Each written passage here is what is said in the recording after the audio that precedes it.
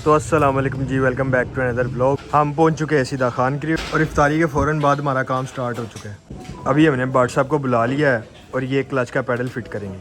हमारे पास वादू सारे clutch pedal पड़े हुए थे, लेकिन बाट साहब को एक ही क्लच पैडल पसंद आया है और वो ये वाला है।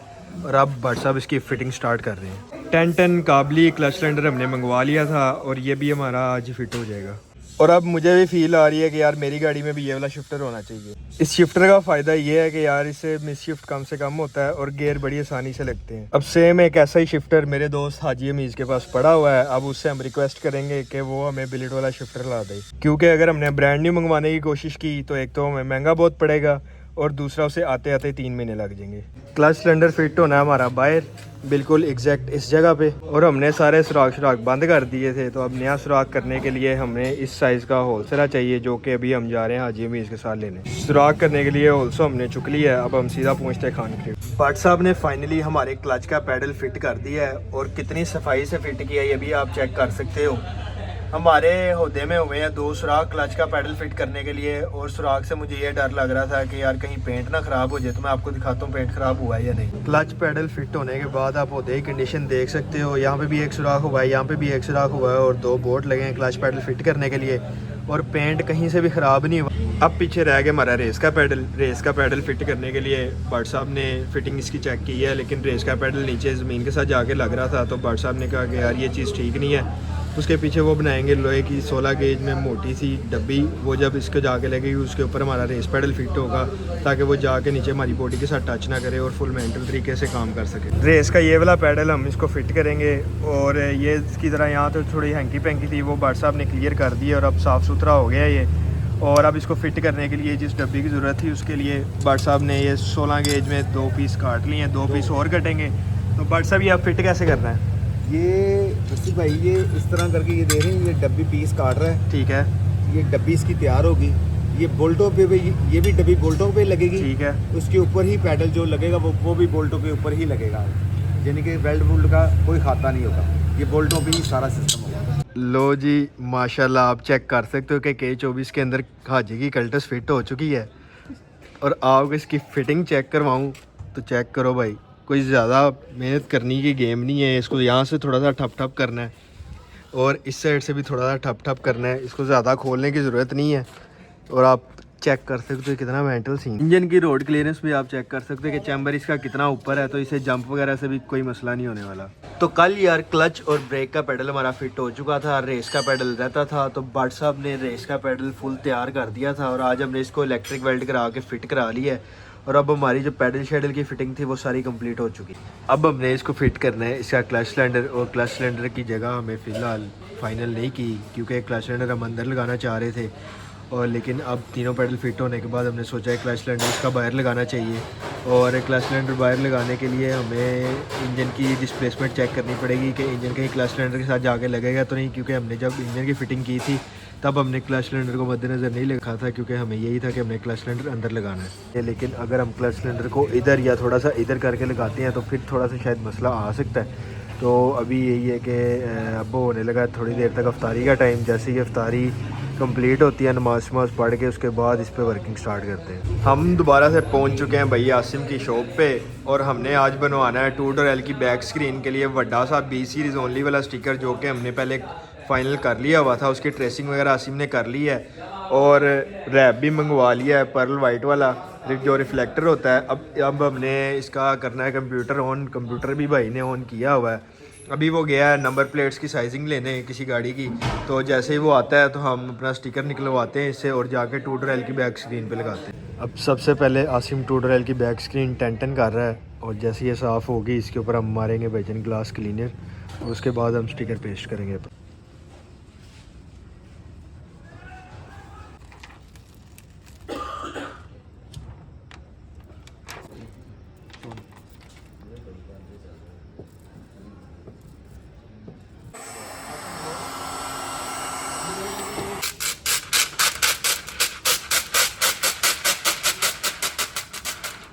और यार B सीरीज़ ओनली वाला स्टिकर हमारा लग चुका है, और माशाल्लाह माशाल्लाह कितना प्यारा स्टिकर लग रहा है। आसिम मुझे आज दूसरी दफ़ा पसंद आया। पहली दफ़ा पसंद तब आया था जब उसने लेगो वाली लाइब्रेरी की थी कल्टस पे, और आज जो इसने स्टिकर बना दिया है ना, उस वजह से मुझे बड़ा पसंद आ रहा है। और माशाल्लाह यार क्या मेंटल स्टिकर है। अस्सलाम वालेकुम, उम्मीद है आप सब खैरियत से होंगे। बड़ी देर बाद मैंने अपने ही ज़ाती व्लॉग के अंदर वो जो है अपना एहतमाम किया है।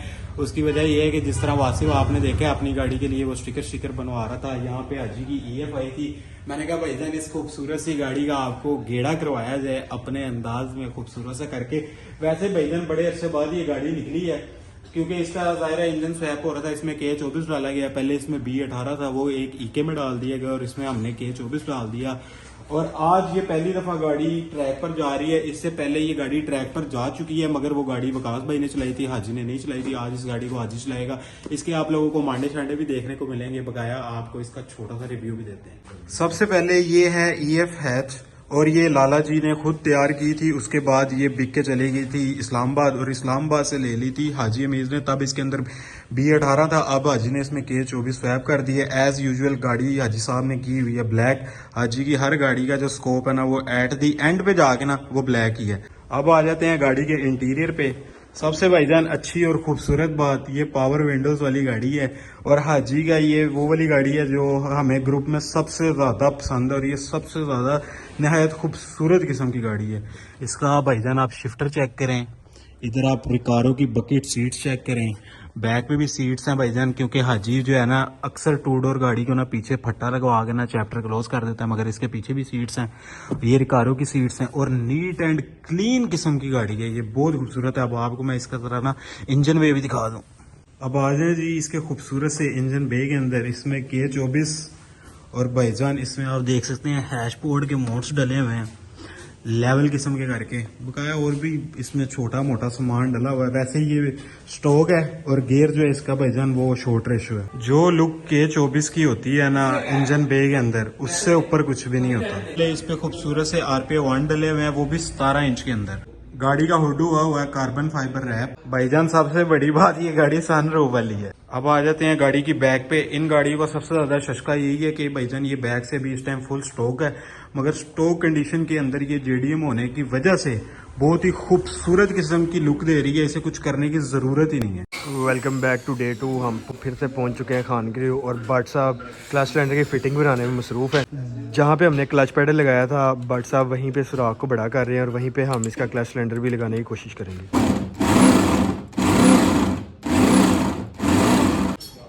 अब भट्ट साहब निशान लगा रहे हैं क्लच सिलेंडर के बड़े सुराख का, जिसको हमने करना है इस होल्सों से जो हम लेके आए थे टाउनशिप से।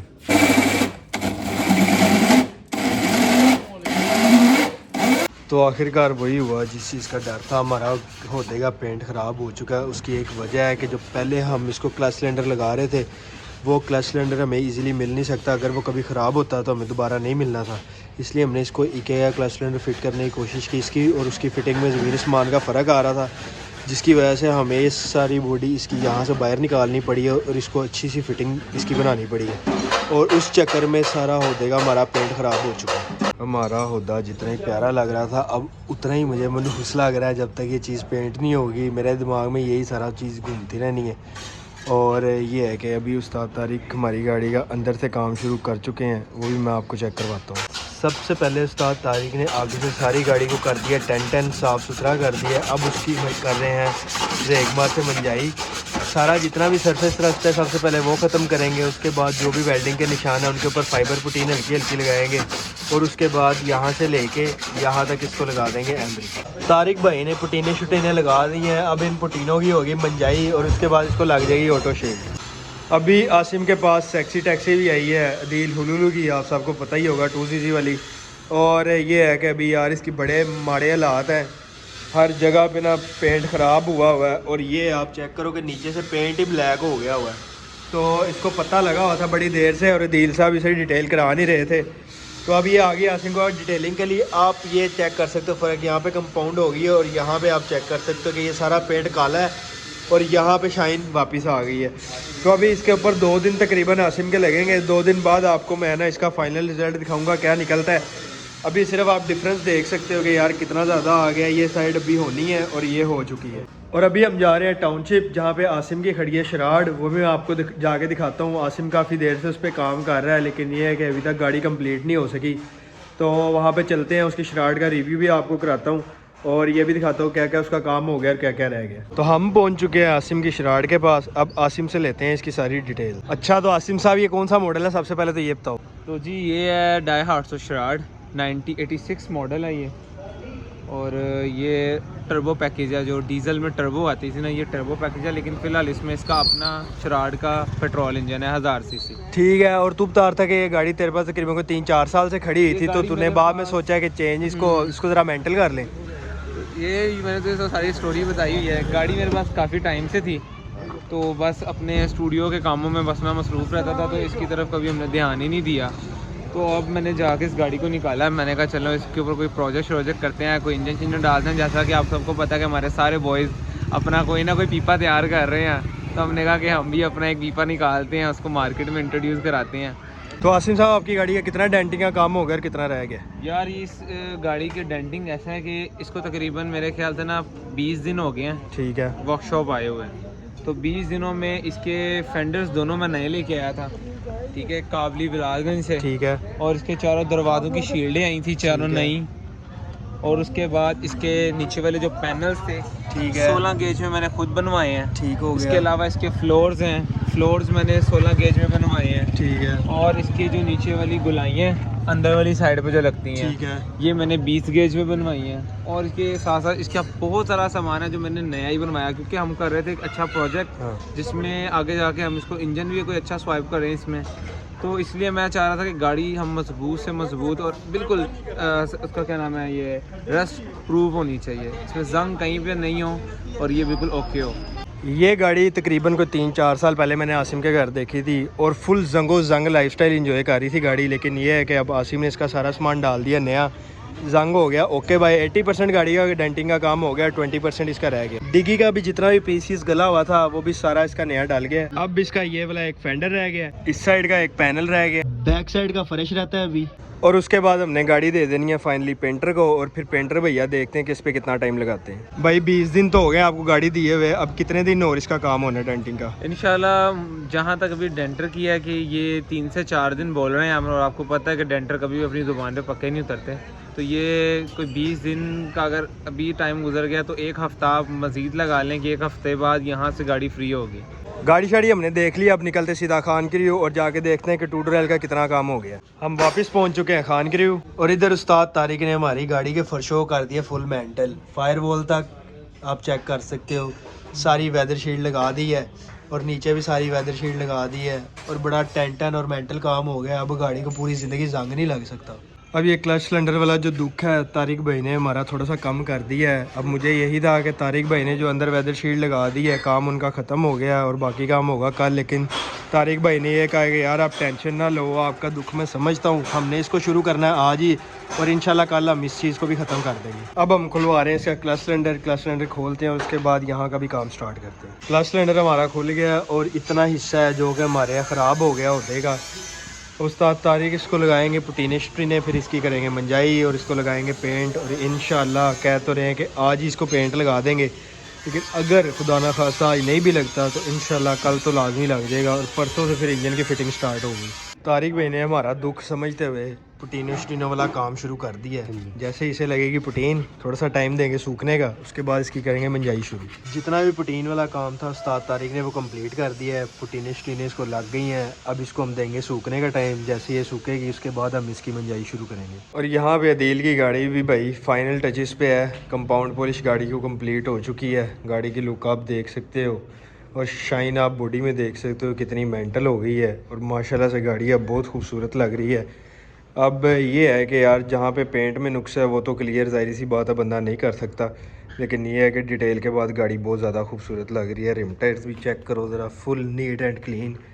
बाकी गाड़ी की भी आपको पीछे से भी चेक करवाता हूँ, चेक करो, फुल मेंटल, वेरी नाइस, प्यारी लग रही है। अब पहले तो जो इस पर ब्लैक सारे निशान पड़े हुए थे उसकी वजह से गाड़ी को इतनी ख़ास लग नहीं रही थी और पेंट पे सारा पत्ता लगा हुआ था। अब जब शाइन निकली है तो पता चल रहा है कि भाई फुल गेम है। इंटीरियर की भी गेम आप देख सकते हो, फुल नीट एंड क्लीन हो गया है। कारपेट बाहर निकाल के सारा इसका वॉश किया आसिम ने, और अंदर से सारी ड्रेसिंग लगा के इंटीरियर को भी फुल मेंटल कर दिया। इंजन पे भी जब गाड़ी आई थी फुल मट्टियों मट्टी हुआ था, लेकिन ये है कि अब इंजन पे भी फुल टन हो गया है। जिस हद तक हो सकता था उस हद तक इसे साफ़ किया गया है, लेकिन ये है कि वायरिंग वूयरिंग जो है ना, ये जितनी फैली हुई है ना, उसकी वजह से इंजन पे ना इतना खूबसूरत लग नहीं रहा। लेकिन ये है दिल को ज़रा थोड़ा सा समझाएंगे कि यार एक दफ़ा इसकी सारी दोबारा वायरिंग करवा और इसको वायरिंग को टक करवा और बुरखा वायरिंग करवा, फिर जाके इसका इंजन पे भी प्यारा लगेगा। तो 2 का तैयार काम चल रहा है, अभी भी चल रहा है, लेकिन ये है कि सैरी का हो गया टाइम तो हमें जाना पड़ेगा। लेकिन उस्ताद तारिक इधर ही हैं, वो 2 का काम कर रहे हैं। अब सुबह आके देखेंगे कि उसका कितना काम हो गया और कितना नहीं। और इस व्लॉग को करते हैं यहीं पे एंड, मिलते हैं आपको नेक्स्ट व्लॉग में। अल्लाह हाफिज़।